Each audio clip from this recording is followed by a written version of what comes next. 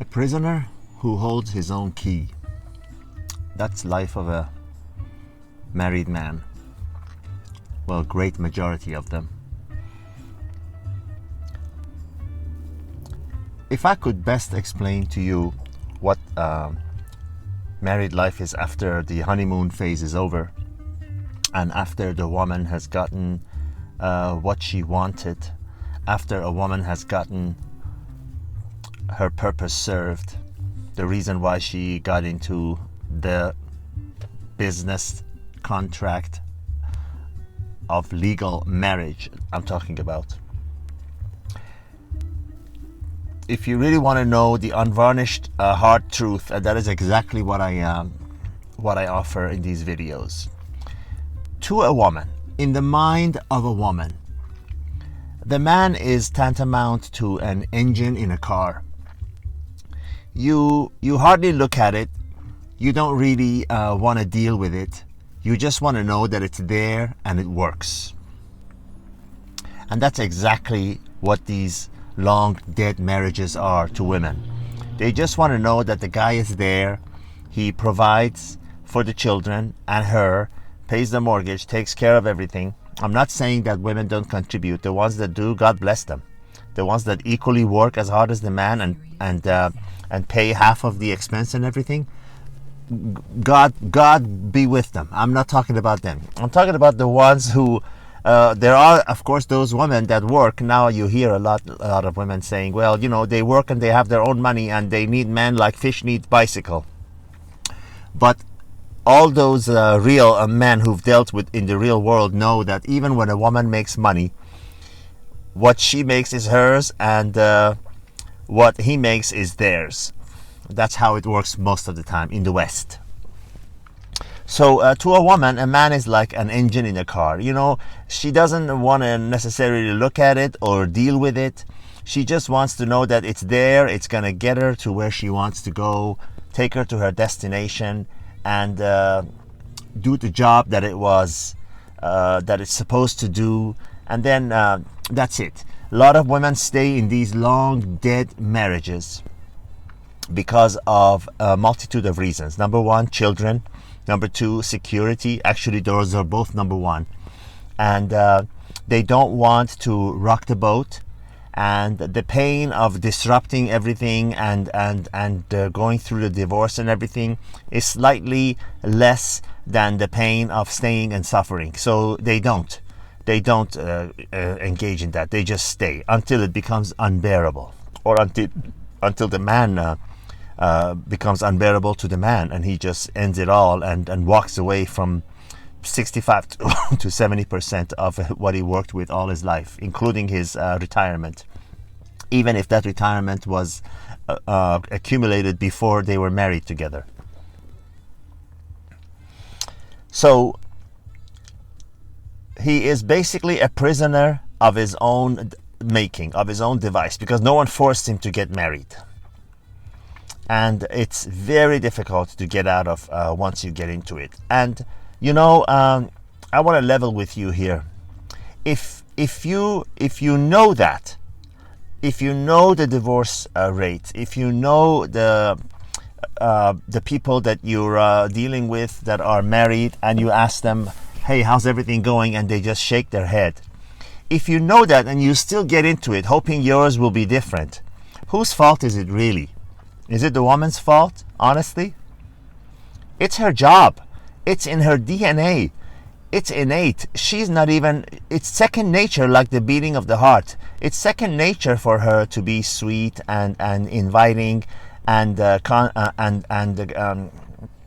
accommodating to you, you know, during the first stages where she's trying she's decided that you're the one and she's decided to get you. It's very normal for her to give you sex anytime you want without ever coming up with any kind of excuses against it. She's sweet and agreeable. We've talked about this before. It's her job. It's up to you to know that. And there are so many resources out there. You as a man honestly have no excuse. There are so many free resources out there, including things like this, that tell you, hey, what you're sampling is not, it's not going to be, it's not a true representative of what you're going to get. And you know, after you get married and after she's gotten what she wants, and when you're living together, the makeup is going to come off, the hairdo is going to come off, the sex is frequency of sex is going to take a nosedive, and she's not going to be as agreeable, and she doesn't have to be. She's got you now. If you know that and you still get into it, whose fault is it anyway?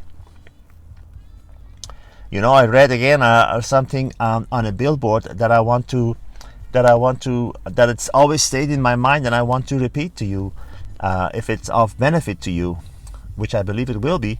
And the billboard said that the wise learn from the mistakes of others, where fools insist on making their own. Now I'm telling you, imagine that analogy, an engine in a car. You know, even you as a man, you get in there, you turn the switch, and you hope that it comes on, and everything's fine, all the gauges are normal, it takes you where you want to go, and as long as it does that, you don't mess with it. Well, we after a while, you know, change oil and everything. Well, she does too. She throws you a bone every once in a while to shut you up, you know. Okay, if I have to have sex with you, I will, you know, just so that you shut up and you don't bugger. I have a friend, I talk to people that are married from all walks of life, and I talked to one today who said that his wife has stopped having sex with him for the past 7 years, and she says that since her mother died, she's not in the mood to do it, and he's on several occasions has tried to talk to her and everything about his needs and everything, and she says that, hey, listen, you're a good man, it's really not your fault. You have your friends and you have your life, and I have my friends and I have my life, and you won't know about my friends, and I don't want to know about your friends, and we got the kids and everything. Let's just leave things be. So I told him, this is exactly what I'm telling you about now.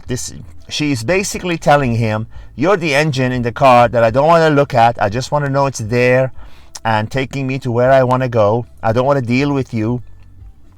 I don't have the courage to tell you that I'm using you for everything that you can provide for me, and other than that, you're of no use to me. The kids are already made and everything. You paid for them. They're all grown up. So just shut up and put up. And he's a religious man, so he doesn't believe in going outside of marriage for his needs, which is very unfortunate, because he is a perfect example of a man who is in a prison with a key in his hand, but he refuses to unlock the door and get out. At the risk of using a cliche, don't be that guy. Don't make that mistake.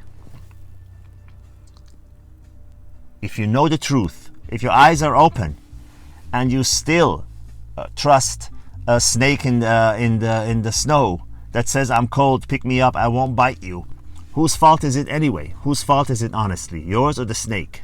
It's in their nature to be that way. It's up to you to know what their nature is. All the best.